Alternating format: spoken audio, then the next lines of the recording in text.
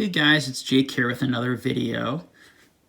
So in this video I wanted to do something different. I'm going to be showing you guys some of the stuff that I've been buying and some of the collections that I've been working on. I have still been buying some Pokemon cards, and I'm going to show you guys some of what I've been buying. Just a few purchases here and there when I see what I feel is like still good value on the cards that I want and like to collect. But you know, as I've expressed on this channel, I think that it's kind of hard for me to find that value personally for me in Pokemon at the moment in most of it. So I've been looking at other TCG collector stuff around the same time period as Pokemon and a little bit older. And so I want to show you guys some of the cards that I have been collecting from other kind of major pop culture franchises. And for me, these cards, I get honestly a lot of the same enjoyment and nostalgia I get from Pokemon cards for a fraction of the price. Okay, so I want to show you guys some of what I'm collecting. So I think I'm going to start first. Let's start with just some of the Pokemon cards to show you what I've been buying, and we can talk about sort of what I've been looking for. And this is certainly is and will always be primarily a Pokemon channel, and we're going to talk most about Pokemon cards. So I'm going to show you guys some of what I've been buying. So this is an example of like a card that I picked up for, I think I picked this up for maybe like $14, $13, which anyway is like a really good deal. I picked this up maybe it's been about a month ago now.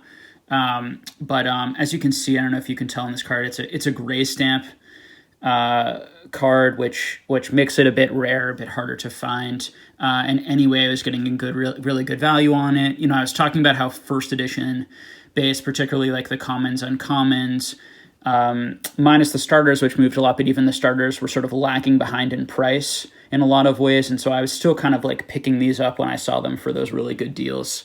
And when you see a gray stamp, I don't think people noticed that it was a gray stamp. It was in a big auction with a lot of things. I do pick those up. I'm not a huge fan of gray stamps because to me, and I was talking about this with someone today, and they expressed the same thing, that it's sort of just like the printer just maybe had like less ink. You know, it's not really an error or a difference that is that interesting to me. What I do think is cool about it, though, is that it is quite rare to find them. And so, you know, there's some value there. There's some interest there, and likely will always be. These are the other types of cards I've been picking up on really cheap. These kind of like no hollow PSA 10 first editions, because I do really like the art. You know, I think I picked this card up maybe for $20. So whenever I was finding them for like those prices, the other thing I'm always on the lookout for, and I'm, you know, kind of giving away some of what I do or what I believe in or what I'm collecting right now, but any like when it's like the first time a Pokemon has ever been their rookie card in PSA 10 first edition, I think that there's underappreciated value for me. I really want to have every card, you know, PSA 10 first edition rookie of every Pokemon, particularly during the WotC era, particularly those like first two series of Pokemon. So, you know, so like so one reason I always thought like Neo Genesis and Neo Discovery, to a lesser extent, but still also Neo Discovery were undervalued is because they had so many first rookie cards of the Pokemon in the second series. And so I saw value throughout the entire packs in the commons, uncommons, and rare slots, and not just in the holo cards. And I think that's becoming more true over time, and I think will continue to become true as long as Pokemon stays really hot. So I'm always picking up those. I think I got that card for $25 to $30, somewhere in there. You know, I like picking these cards up because I love the art in them. Again, I think I probably got this for like $25, $30. Whenever it's sort of like in that price range, again, you know, rookie card of the unknown Y, rookie cards in Jungle, you know, first appearance cards, whatever. Rookie's probably not a good term because it's not their first year of playing something, but it's, you know, the first appearance is a better term.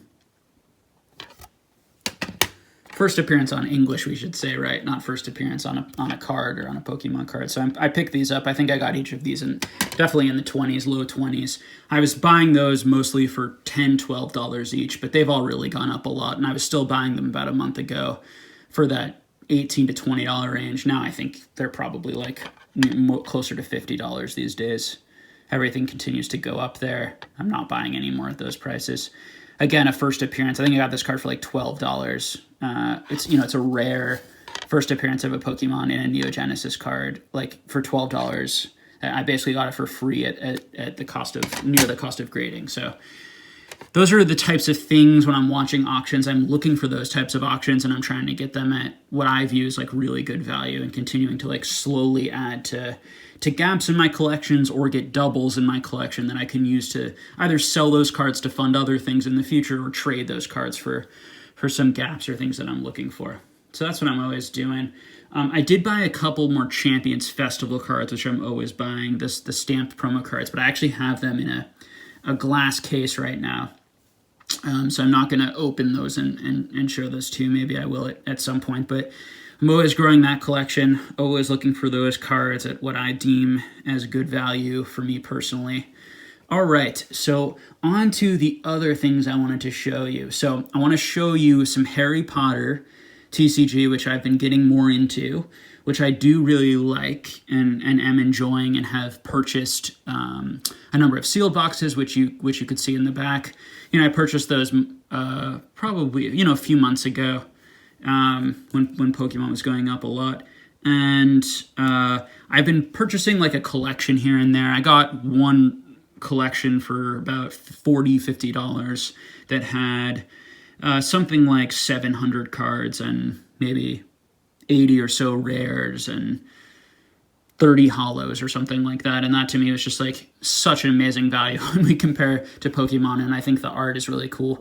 I have seen the prices on these things really starting to go up. I saw an auction lot with like 50 hollows go for like $700, $800 recently. So that was kind of interesting to see. I don't know if that was like a crazy outlier, but for those who haven't seen them, so these are like the biggest chase cards, the chase card variants. So I have a lot of those. Then you have like let me just show you like different examples. Then you have this card, this type of card, which is just is a hollow version, but not that like crazy hollow version. I don't have the hollow version, the crazier hollow version of the Draco Malfoy card yet. I just have this version, but for each of them in this base set, they had like the same art, but this type of coloring. So I might have some examples in here that do follow that. But I thought it'd be cool to just like look at some of the art. So this is an example of one of the hollow cards, and it has this like star kind of lightning hollow pattern, if you guys can see it in the camera. I love the art on these. I'm such a huge Harry Potter fan.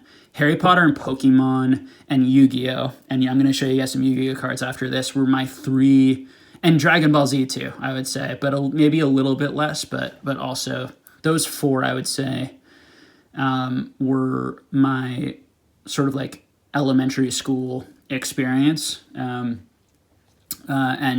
I really, really enjoyed Harry Potter. I remember just like, I would like stay up late and like be really excited to read these books, and it was the first time I definitely had ever felt that. And my mom didn't need to like push me to read. I would like be excited to like sit down and read. And so you've written like I think a pretty special book, a pretty special story that I think connects to kids. The amazing character development in the story is the amazing like world that these kids are in and inhabit, and like the adventures that they go on in all of the books. And then of course the movies, for those who've seen it, I think are just like a really, really special franchise. And so having these cards made by Wizard of the Coast, here's an example of the having these cards, here's Harry Potter, having these cards in Hermione Granger, having these cards like Wizards of the Coast cards from the same era in Harry Potter, just like I have the Pokemon cards, is very special to me. I really, really enjoy it. And I think if other people knew more, when more people discover these, I do think these have potential to become more popular. I think the arts are incredible. I'm definitely will be completing complete sets of these, all of the sets. And it's like very, very manageable right now because the prices are not insane. Now, some of the boxes are quite a bit more expensive than the others.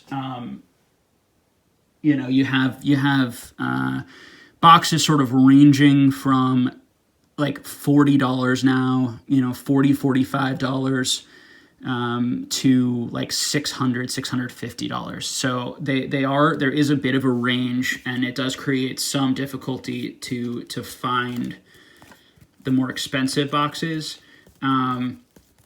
But it's so manageable, you know, compared to Pokemon to create full sets. And also, if you're interested in like PSA grading, like I've been considering maybe starting to open up some of my booster boxes that I have of Harry Potter and starting to try and grade some of my favorite cards, just for the pure collector joy.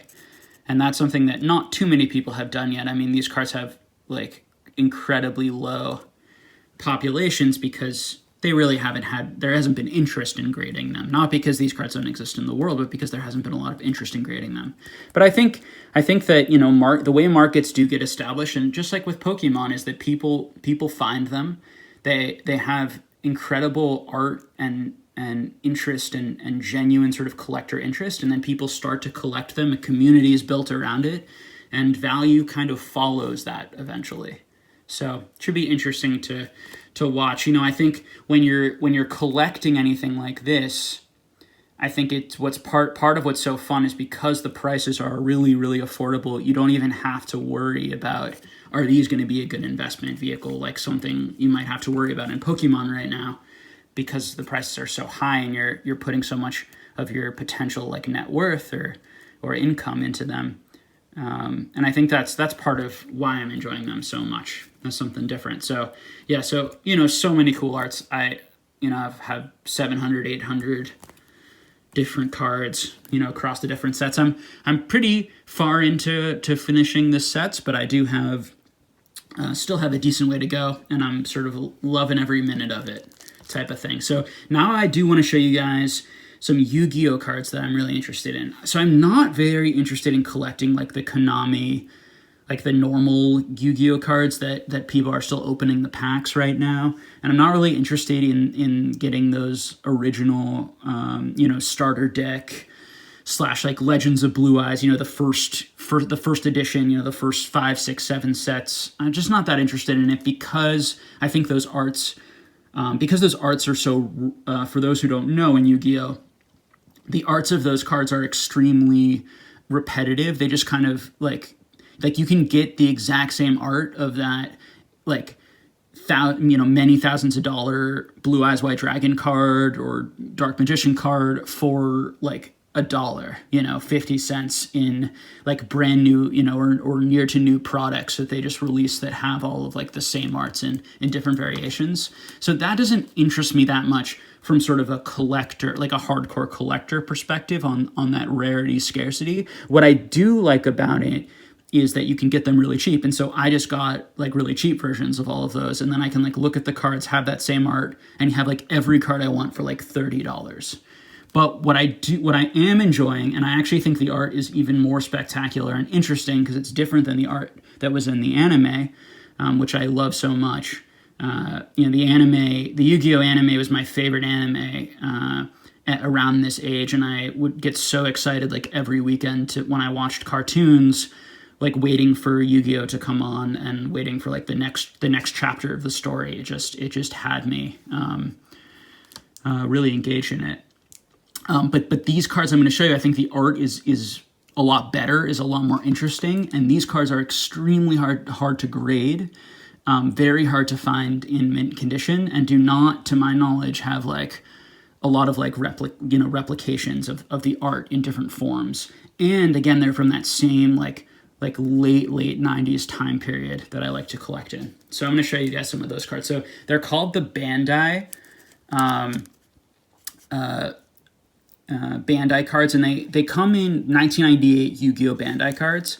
And as you can see, like, and you know, I think a lot of you will probably agree if you guys know the Time Wizard. I mean, such like the holofoil pen, like it's just such a cool card.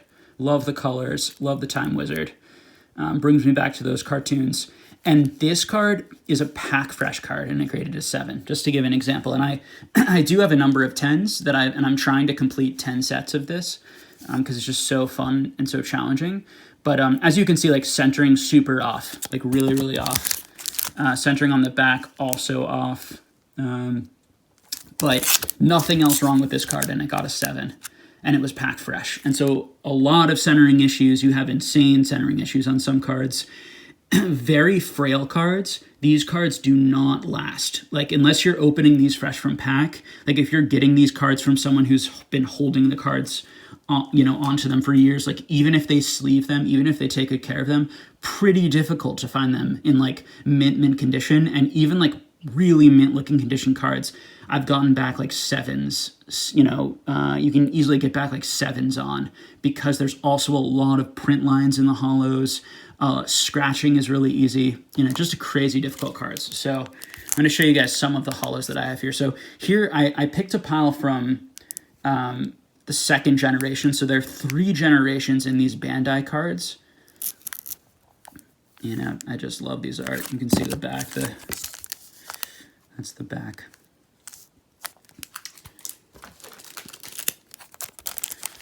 Some of the hollows that Yu-Gi-Oh fans will definitely recognize. That symbol is Monster Reborn. Black Skull Dragon.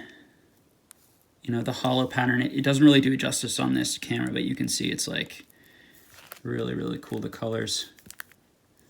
So have that at 9. Do have some 10s here that I can show you. One of the Harpy ladies. Really tough to find, really tough to get in 10. Again, just like, and I think almost all of the arts are so cool. 9. So just to show you guys a couple of the other big hitters. So you have your Blue Eyes White Dragon, and the Blue Eyes White Dragon had 2 versions. I am sending one away to PSA, which looks absolutely gem mint. I really hope it gets a 10, but again, it wouldn't be shocked if I got like an 8, because that's how difficult these things grade. But here's the Japanese version within the set, and then they did in English to go with it.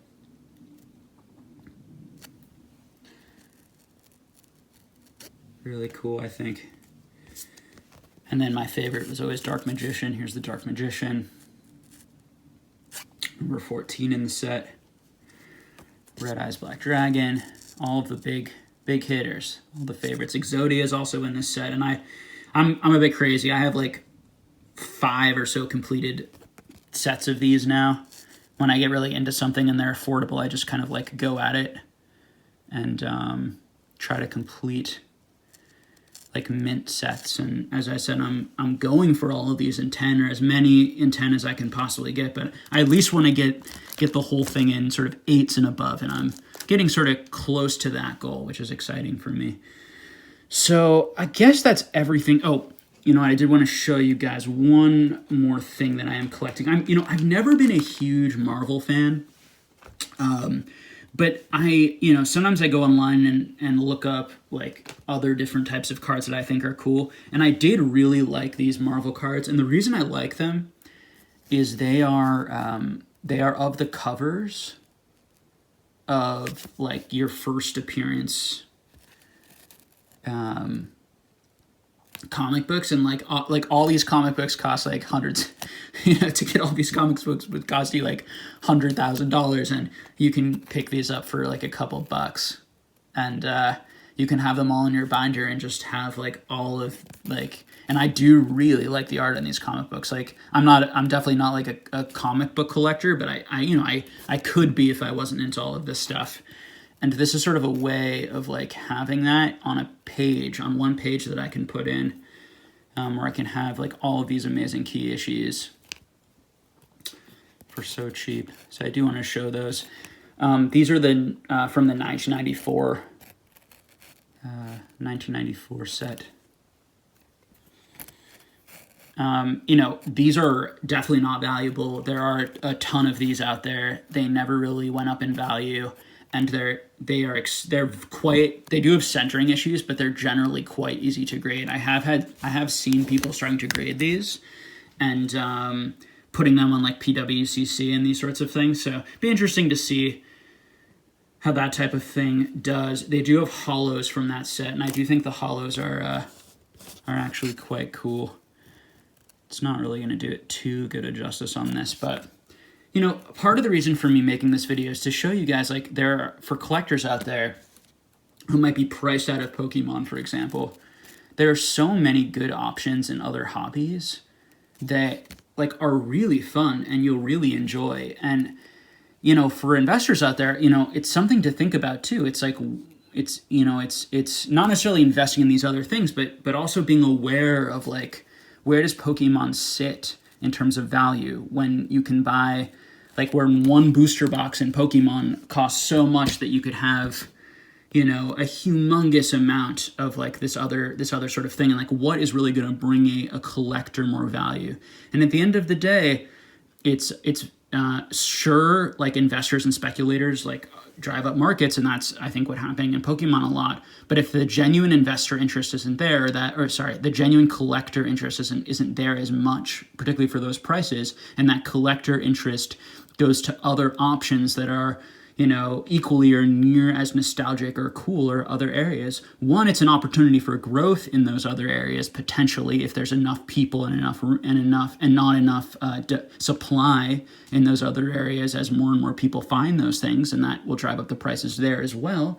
But also it can maybe make you pause and give you a wider view of like what's out there in the collecting world and what are the possibilities, which I think is important, particularly if you're like haven't collected anything else other than Pokemon. You're just jumping into Pokemon, and you're thinking like Pokemon is the only, you know, major pop culture, you know, option for you. There are other options, and you know, just be careful with your money out there. And I really want you guys to get good value for your money and enjoyment out of it, and not feel that regret in any of the purchase decisions that you make. So thank you so much for tuning in. Really enjoyed showing you all of these things. Again, I'm, you know, working on creating binders of all of this stuff, and eventually maybe I'll show you guys those completed binders if everyone is interested. Please leave me a comment. Like, do you like me showing this other sort of stuff? How do you feel about it? You know, I know that the majority of people on this channel are certainly going to be Pokemon, you know, collectors, investors, flippers, interested in that, and may really not want me to make this type of material. But I imagine a lot of you are very similar to me, that you like a lot of these different you know, animes and cartoons and characters and pop culture figures from this generation, you know, from that era, just like me. So hopefully you have enjoyed it, and I'll have another video for you guys all soon. All right, take care.